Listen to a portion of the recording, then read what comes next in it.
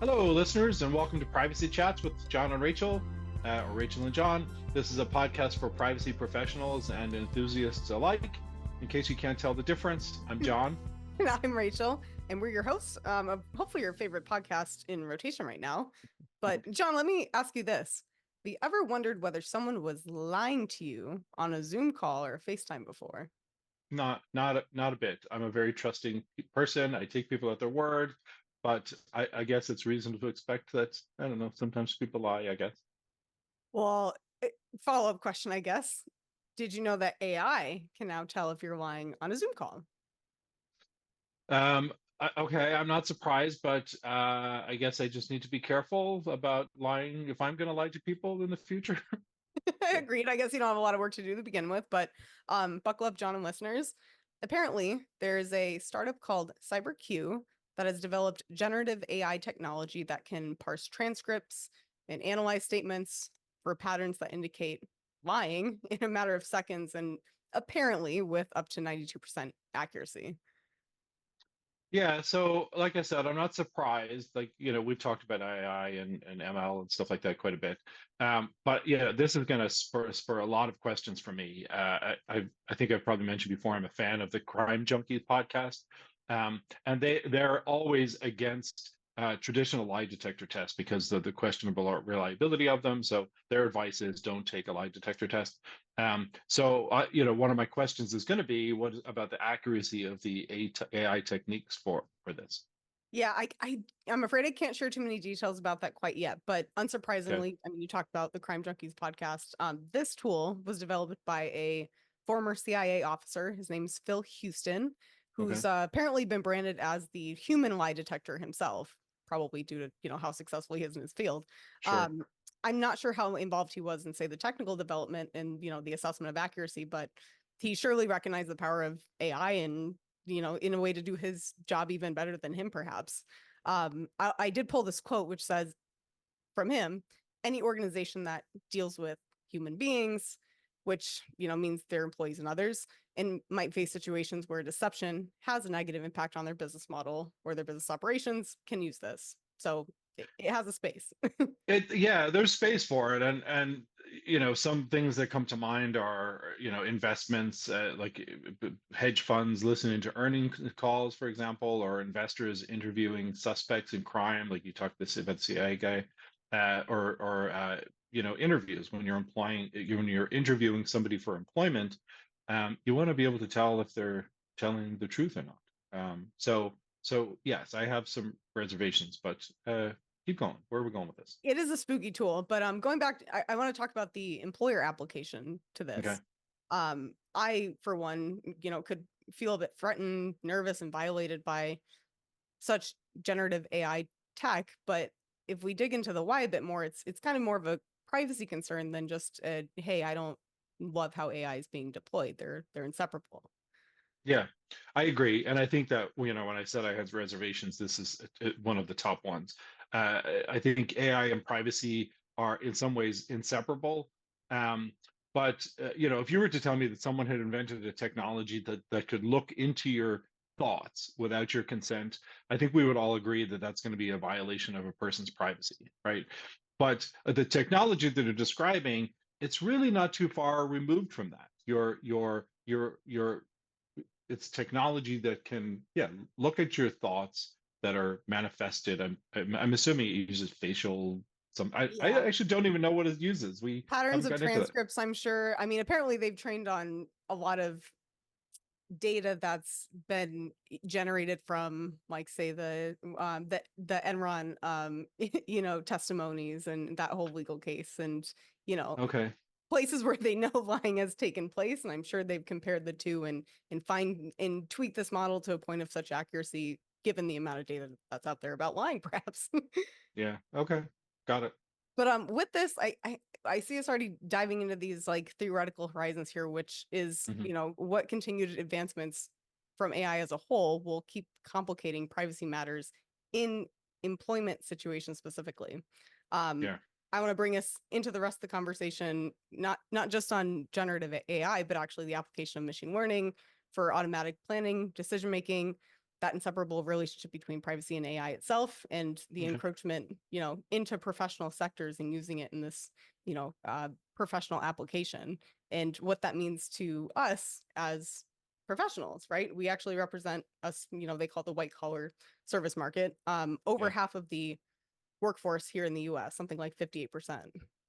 Yeah. Okay. So let's talk about those, and we'll come back to the other 42% in another episode or something. So, Agreed. As we like to talk about in the podcast, privacy in a less technical sense than data protection is very highly contextual on our surroundings. For instance, when we are at a local park, we assume we have that reasonable expectation of privacy, yeah. constitutionally protected with some limitations of like, if your city has a security camera or whatnot. And even in private business situations, that could be the same way. They might have cameras for, making sure that you're not stealing things, breaking their rules otherwise, if depending on the business, of course. Yeah. Um, and anecdotally, these two scenarios and their corresponding privacy expectations are not a mystery to most people. Like it doesn't take a privacy professional like me to tell you that. We're all basically aware of it at this point. Right. But what does seem a bit more elusive is what we should socially accept and advocate for privacy in the workplace, given it's not either of the two settings that I've talked about before. Um, we might be uncomfortable with having, eyes on us while we're typing away at our tasks, even if it's not that physical person breathing down our necks there, but just to make sure we're not surfing on the web or doing something we think is pretty benign. Um, Yeah, it's interesting because I think in a lot of ways we just kind of accept that. Like I work for this company, so they can kind of do what they want. There's a long history of back and forth about privacy in the workplace, and I would look at, and I'm going to call them dystopian employers, that they would love to be able to monitor everything about their employees and everything that they're doing. And in some ways, that's kind of getting us back to like a post-industrial society or something. Right. Let's take that detour. So Okay. we'll bring back a quick history lesson from ye old and distant 19th century, where we have perfected this idea of the factory floor and the assembly line principles of management. Right. And within that, like surveillance, standardization, reduction of the individual's creative kind of craft and just doing the job at hand became Mhm. very fundamental aspects of managing such a large industrialized operation. Yeah, I think so. You're painting a good picture there. I'm picturing some supervisor walking around with a stopwatch and watching people and counting the number of, I don't know, widgets that come off an assembly line or something. Yeah, I got the picture. Precisely. And as technology advanced throughout the 20th century, and we saw this demand continue in automation and time saving and maximizing efficiencies grow, we also see more and more employment opportunities almost on the other side, given that we, need less people to do the groundwork. And more people taking that employment opportunity in the cubicle, crunching numbers on, the other side of this whole industrialized operation, rather than say taking the same employment as their parents or grandparents had on the factory floors, like helping create the thing, um, Yeah, which is Uh, almost today, like in many places, went totally to machines, so very close. it did, and I think a lot of that other work is offshore now. Like there's Oh, not, I can't right. picture a lot of that happening. It's either by machines or offshore. So yeah, Yeah, of the, course. And, in theory, automation allows employees to be more value based on their knowledge and strategic skills because we need, sure. well, less, I guess, is I'll say as an overall statement as we continue automation on that factory floor. Yeah. But we can see this very clearly reflected in the explosion of higher education opportunities in the last century or 50 years for sure. What hasn't changed during that time, though, I'd like to say, is how humans work and kind of our limitations. We are still humans after all. We are, but I would like to think that we've evolved some or a lot. I mean, I'd like to think that I'm very different from my parents and grandparents, and I'm not necessarily saying that I'm better, but certainly different.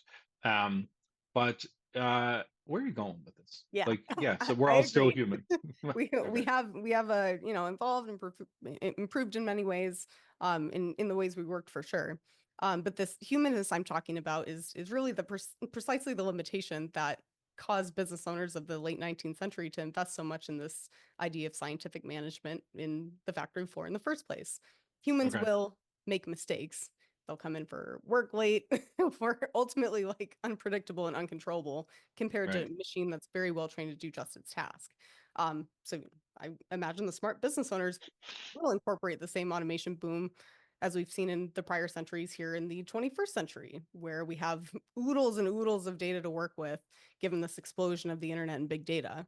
So I imagine instead of being manually overseen by, like I was saying, 4 supervisors, imagine someone behind me at my desk, it Yeah. would be more autonomous, given we have a whole ecosystem where we work within on the internet. And most companies, large corporations, I should say, have their own platforms for distributing and managing work.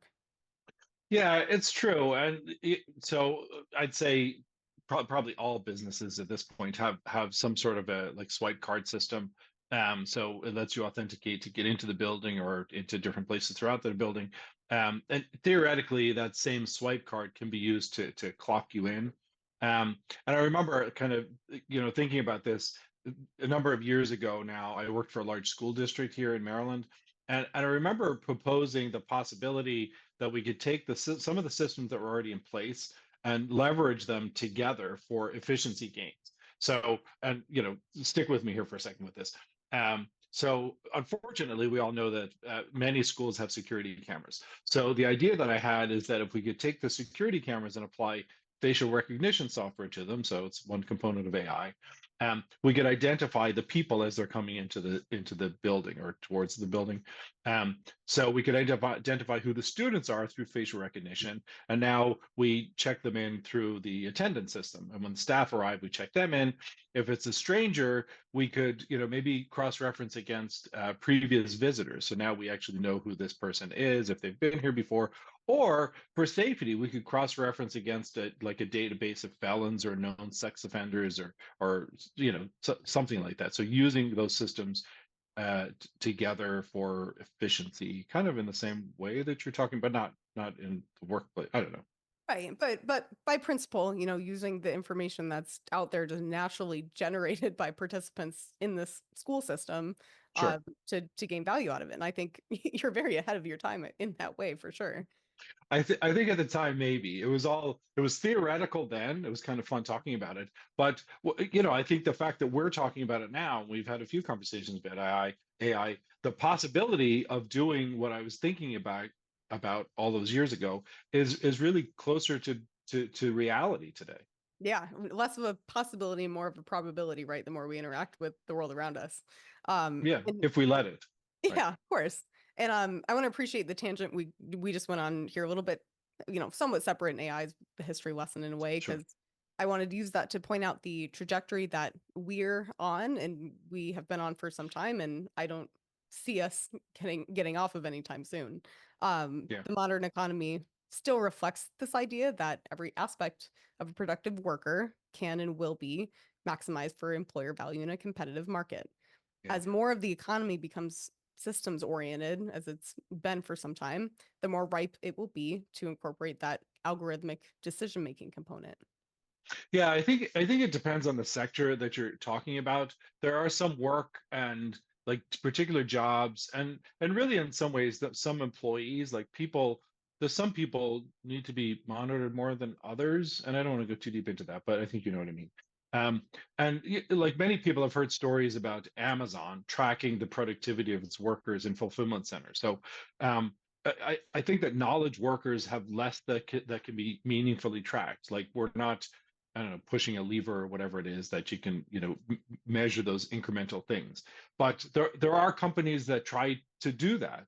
And when I was trying to do some research for this episode about that, I found a lot of articles that were about employers and if they're able to detect if employees are using mouse jigglers, which is a thing that you can use to track activity, tracking activity of employees just by seeing if their mouse is moving or something like that, or clicks on the keyboard or something like that. So, there's a lot of evidence that there are tracking efforts happening for knowledge workers, and that's not just about assembly line people. But back to privacy, there's a lot of productivity monitoring going on, and a lot of that is collecting and processing what I could say, and you would probably agree that this is personal data. Agreed. And I mean, it's funny you mentioned the mouse jiggler thing because mouse jigglers devices in general were made to counter that surveillance mechanism Yeah, of trying to exactly. detect if employees are at their desks for when they say they are, if say their like team status is on. You know what I'm talking about? Detect patterns that aren't human-like. So I do. And I just on that point, so this sits on my desk all the time. It's a tiny little fan. yeah. And I realized at one point if I turn it so it's face up, and the fan is moving, if I put my mouse on top of it, it actually works as a mouse jiggler. Yeah, because it could trigger the light sensor, The right? the laser sees that the fan thing is moving below it. I don't, Hilarious. if my employer is listening, I don't do that. And he But doesn't sell I those. do. They're not commercially available, those It's high-tech true. fans. Yeah, exactly. Sorry, we're off track now. No, I love that. Get us back on track here.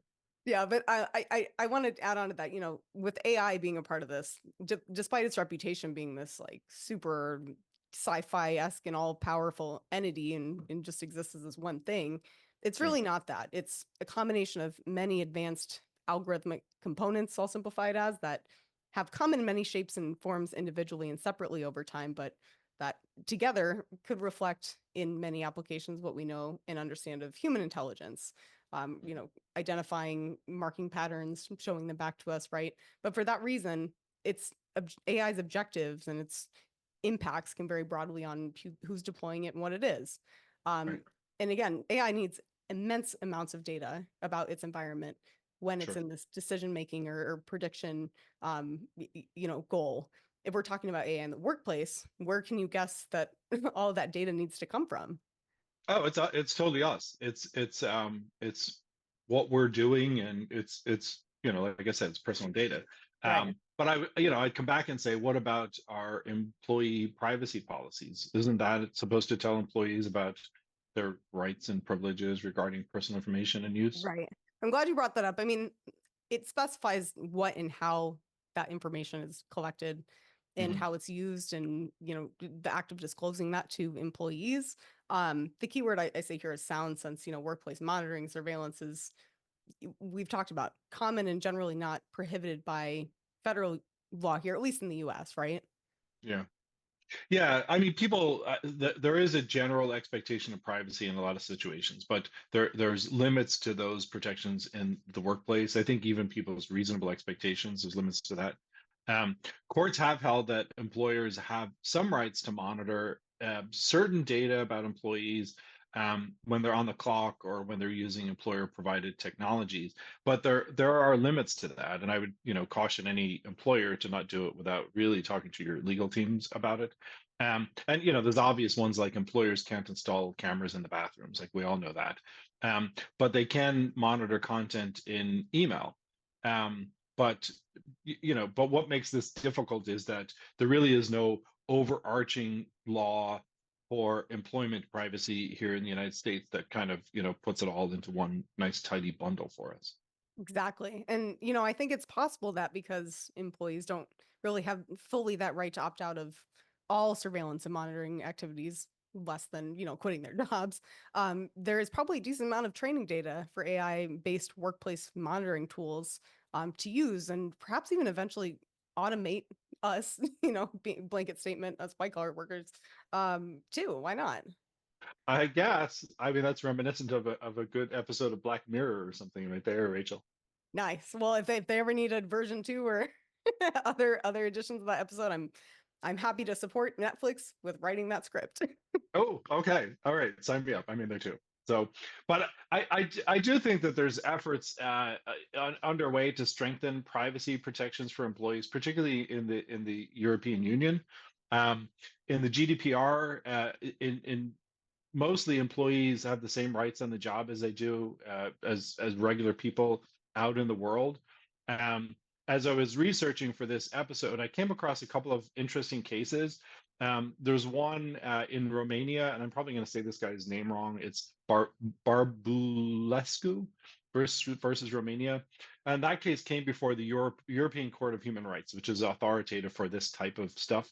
Um, and in this case, the plaintiff had created a Yahoo Messenger account, and he mostly used it for work-related things.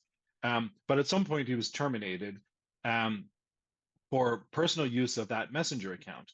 But when it came before the court reasoned or considered that he had not been informed in advance of the extent and nature of his employer's monitoring or the possibility that the employer might have access to the actual content of his messages. I don't know what the outcome of his termination was overturned, but he prevailed in the case. So I don't know if they had to pay him for Right. anything for that.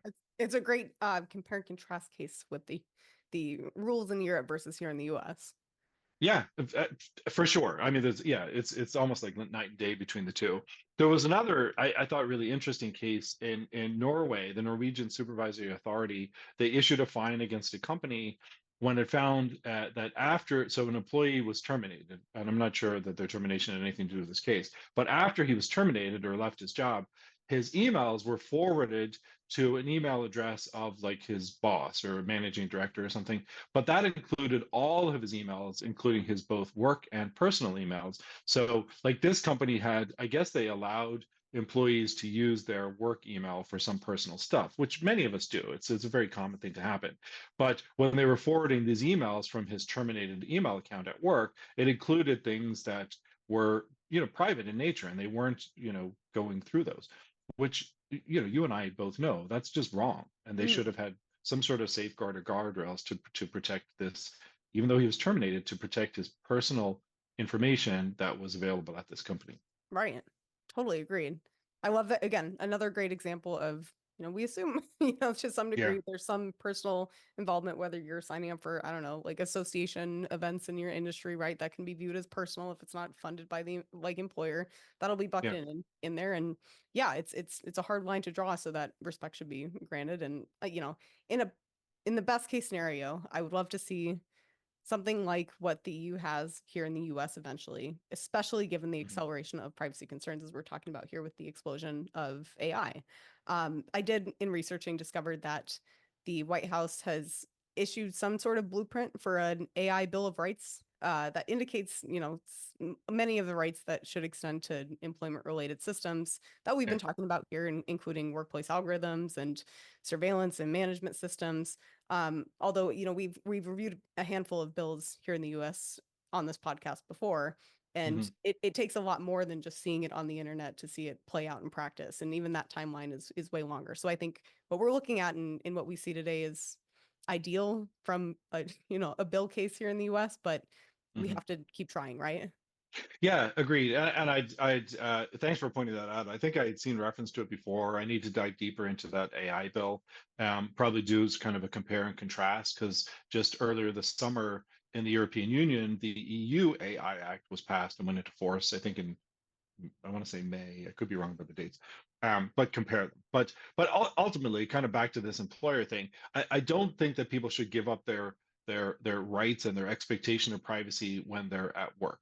Particularly today, many of us work in our homes. This is my office for this. It's I also like where I that. work during the day. Right. We often meet at work, and we're in the same place. Um, so because I'm working from my home doesn't give my employer the right to come into my home, even electronically through the device that they own, just because we're on their dime. I think that employers should measure overall productivity rather than counting, our keystrokes and if my mouse is moving or the minutes that pass on the clock. If they're interested in what I'm producing, then measure that. Um, but either way, whatever they're going to do, there should be transparency about it. They should tell me what's happened. It needs to be disclosed. We all need to be on the same page. I don't know how to help the factory workers or people in fulfillment centers, because at the end of the day, employers do get to measure how many packages get sent or how many levers get pulled or how many products pass through an assembly line. None of that is personal data, but ultimately, I'd like to see the U.S. head in the same direction as the EU. That there's better, maybe not even better protection for us, but at least it's all bundled better that we can all kind of understand. So the rights for employers and employees should be predetermined, unambiguous, and clearly disclosed, is the way I would put it. Right. I agree. And those, protections as an end goal should rebalance this informational power imbalance that exists between employers and employees when you do have such practices that are for surveillance or automation that no longer benefit both sides, in the extent expected. Yeah, agreed. Digital rights for all. Agreed. Well, with the remaining question, what do we say about those on the factory floor still? I'm sure that's ripe for another episode, right? Like automation in that space is probably accelerating even faster than some of the hypothetical situations I've brought up today, and then some of the real world cases, right? But totally for another episode. I'm open to doing that with a bit more research and, following up on some of the cool cases that we've been exposed to during the research of this episode. Yeah, yeah, for sure. And I've been kind of forced through some classwork that I'm doing to look at the difference between privacy and data protection. And it's actually really interesting when you get into those nuanced differences between them. And privacy is a much bigger thing. And you and I have talked about the article from 1890 in the Harvard Law Review, Yeah, that just talks about, how do they put it, the right to be left alone.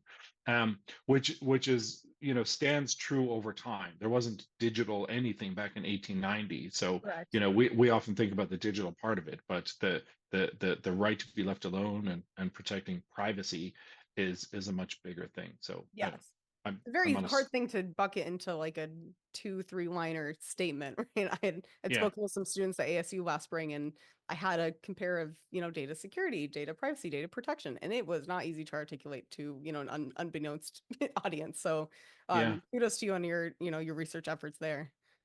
sure. This was great though, Rachel.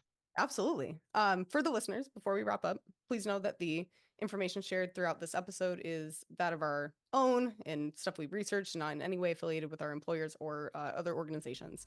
These episodes are produced on our own time and are based on our research and our professional opinions only. Thank you. Thank you. See you next time. See you next time.